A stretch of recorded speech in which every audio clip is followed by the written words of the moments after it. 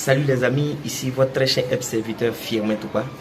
Je vous raconte cette petite histoire qui s'est passée lors de la dernière formation que j'ai organisée dans le mois de février. Il y avait une des techniques dont je parlais, précisément la technique de prise de l'eau. Précisément, on appelle ça boire de l'eau.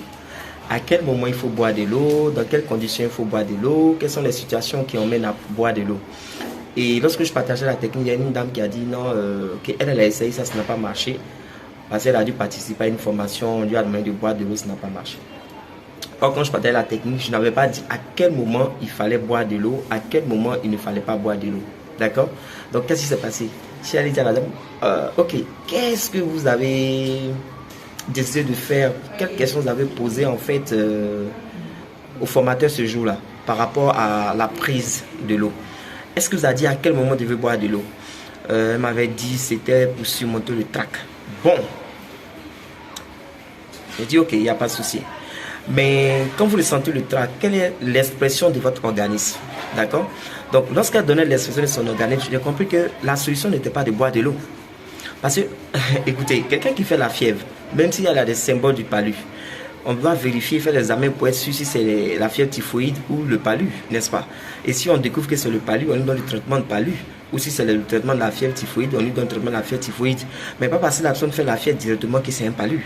D'accord? Il peut avoir la fièvre typhoïde en bas. D'accord? Donc après l'avoir diagnostiqué, ok, je lui ai dit, c'était pas de l'eau que vous devez boire par rapport à ce que vous venez de me dire. Certainement que vous n'avez pas bien expliqué à l'autre formateur, il n'a pas bien compris, mais je pense que c'était pas l'eau que vous devez boire en ce moment. À quel moment vous devez boire de l'eau? Vous devez boire de l'eau lorsque votre gorge devient totalement sèche, lorsque votre langue devient plate, votre langue devient lourde, vous sentez des choses difficiles à parler, vous prenez une gorgée d'eau pour faciliter en fait la sortie de votre foie. J'espère que cette vidéo vous a aidé. Je vous partage une des techniques qui marche bien lorsque vous utilisez l'eau au moment opportun et sur pourquoi vous devez utiliser l'eau et dans quel contexte vous devez utiliser l'eau. D'accord? Sur ce, partagez cette vidéo et rendez-vous le 18 mars car je vous invite ce 18 mars à partir de 8 h à la salle conférence au Spice où j'organise une formation entièrement gratuite. Vous n'avez rien à payer, vous venez, vous participez et vous rentrez chez vous. Parce que nous allons faire des choses vraiment extraordinaires ce jour. Je n'ose pas vous le dire dès maintenant parce que je sens que ça sera du balèze comme d'accoutumé. Alors, pour faire simple, pour participer, vous n'avez rien à payer. Vous cliquez sur le lien autour de cette vidéo et vous remplissez le formulaire et rendez-vous de l'autre côté. Merci.